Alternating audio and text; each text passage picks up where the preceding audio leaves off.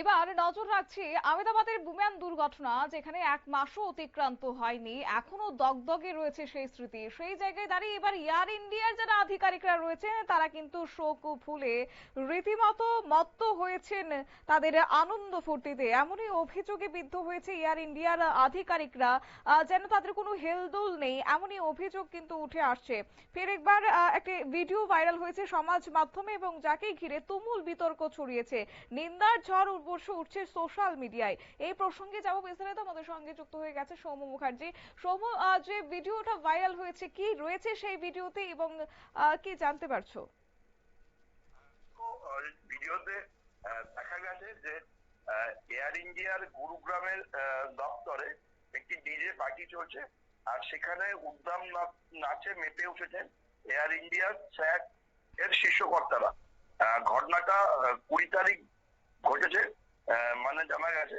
মানে সেই বিষয়টি যেটা দেখা যাচ্ছে যে এআই এসটিএস বা এয়ার ইন্ডিয়া স্যাটসের chief operating officer Abraham Zacharia, সংস্থার চিফ ফাইন্যান্সিয়াল অফিসার ও বেঙ্গালুরু ইন্টারন্যাশনাল এয়ারপোর্টের জিএম সম্পত্তি কোটিয়ান সহ এয়ার ইন্ডিয়ার গ্রাউন্ড পরিষেবার সঙ্গে যারা যুক্ত থাকে সেই সমস্ত আধিকারিকরা এই গুরুগ্রামের দপ্তরে ডিজে পার্টি চালিয়ে উদ্দাম ভাবে নাচছেন। এবং এই ভিডিওটি প্রকাশ্যে আসার পরেই তুমুল বিতর্ক শুরু হয়েছে, কারণ 12 তারিখেই আহমেদাবাদের মর্মান্তিক বিমান দুর্ঘটনা সাক্ষী থেকেছে গোটা বিশ্ব। সেই বিমান দুর্ঘটনায় নৃশংসভাবে ভয়াবহভাবে 270 জনের মৃত্যু হয়েছে। সেই শোক এখনো কাটেনি। সেই পরিস্থিতির মধ্যে দাঁড়িয়েই এয়ার ইন্ডিয়ার চারিদিকে বিমান ত্রুটি দেখা যাচ্ছে, পরিষেবা নিয়ে প্রশ্ন উঠছে। সেইটা নিয়ে ইতিমধ্যেই এয়ার ইন্ডিয়ার 3 জন আধিকারিককে সরানোর ব্যবস্থার নির্দেশ দিয়েছে ডিজিসিএ। তারপর এয়ার ইন্ডিয়ার লাইসেন্স বাতিলেরও তারা কড়া পদক্ষেপ নেবে বলে জানিয়েছে। সেই রকম পরিস্থিতিতে যখন সবাই ব্যাপারটা নিয়ে জানি না, এখনো তদন্ত পুরোপুরি সামনে আসেনি যে কি কারণে ঘটনা ঘটেছিল, সেরকম পরিস্থিতির মধ্যে দাঁড়িয়েই তারা এইভাবে কি করে আছে মেতে উঠতে পারে সেই নিয়েই প্রশ্ন উঠছে, তাদের মানবিকতা নিয়ে। বিষয়টি নিয়ে বিতর্ক যখনই হচ্ছে তখনই এয়ার ইন্ডিয়া ব্যাপারটা নিয়ে বিবৃতি দেয়।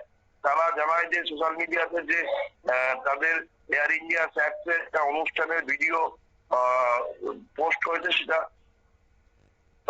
প্রাসঙ্গিক নয় বর্তমান সময়ের জন্য। সেই জন্য তারা ক্ষমা প্রার্থী। যার জন্য যে মানসিক অস্বস্তি তৈরি হয়েছে তার জন্য তারা আনতে, যদিও তাদের এই বিবৃতিতেও মানুষের মন ভরছে না, কারণ তারা প্রত্যেকেই বলছেন যে কিভাবে একটা মানবতা থাকলে পরে এই ধরনের ঘটনা তারা ঘটাতে পারে। যখন এত মর্মান্তিক দুর্ঘটনা ঘটেছে সেই পরে তারা এই ধরনের আনন্দ উৎসব কি করে করতে পারে, যখন মৃতদের পরিবার এখনো পর্যন্ত তাদের দেহ শনাক্ত করে শেষকৃত্য করে উঠতে পারেনি অনেকেই। সেখানে এই ধরনের ঘটনা অত্যন্ত নির্মম এবং অসম্মানজনক বলেই নেটিজেনদের অভিযোগ। বিষয়টি নিয়ে তুমুল বিতর্ক দেখা দিয়েছে শতাব্দী। একেবারে। তবে এই ভিডিও যেহেতু ছড়িয়ে পড়েছে সোশ্যাল মিডিয়া জুড়ে, তারপর সংস্থার পক্ষ থেকে কোনো রকমের বিবৃতি কি জারি করা হয়েছে, কিংবা তারা এই নিয়ে কোনো দুঃখ প্রকাশ করেছেন? হ্যাঁ, তারা দুঃখিত বলে একটা বিবৃতি দিয়েছেন যে মানসিক অস্বস্তি যদি তৈরি হয় এর জন্য তারা এই জন্য দুঃখিত। তবে তাদের এই যেভাবে বিবৃতি দেওয়া হয়েছে তাতে কেউই সন্তুষ্ট নয়, কারণ তারা বলছে যে এই ধরনের গা ছাড়া মনোভাব এয়ার ইন্ডিয়ার মতো সংস্থার কাছ থেকে আশা করা যায় না। তারা বিবৃতি দিলেও বিষয়টি নিয়ে বিতর্ক থামছে না। শতাব্দী। একেবারে ধন্যবাদ। আপনারা শুনলেন, অর্থাৎ যেহেতু সদ্য 12ই জুন এই ঘটনাটি ঘটে গেছে, দেশের কাছে একটা শোকাচ্ছন্ন ব্যাপার। সেই জায়গায় দাঁড়িয়ে এয়ার ইন্ডিয়ার ভাবমূর্তি যেন রীতিমতো সেখানে ধাক্কা পড়েনি, উল্টো দেখা যাচ্ছে তাদের নাচে তারা মত্ত হয়েছেন, তাদের মতো করে তারা আনন্দ উল্লাসে মেতে উঠেছেন। যদিও এরপর তারা বলেছেন যে এটার জন্য আমরা খুবই দুঃখিত। যদিও এই প্রসঙ্গে কোনোভাবেই যেন চিড়ে ভিজছে না। অনেকের মত যে এই ক্ষমা চাওয়া রীতিমতো হাস্যকর, তার কোনো মূল্য নেই। যখন মৃতদের পরিবার শেষকৃত্যের জন্য অপেক্ষা করছে তখন উদযাপন এবং নাচ অত্যন্ত নির্মম এবং অসম্মানজনক বলে মনে করছেন নানা মহল থেকে। এমনই গুঞ্জন কিন্তু উঠে আসছে। নিয়ে নিচ্ছি ছোট্ট একটি বিজ্ঞাপন বিরতি, সঙ্গে থাকুন।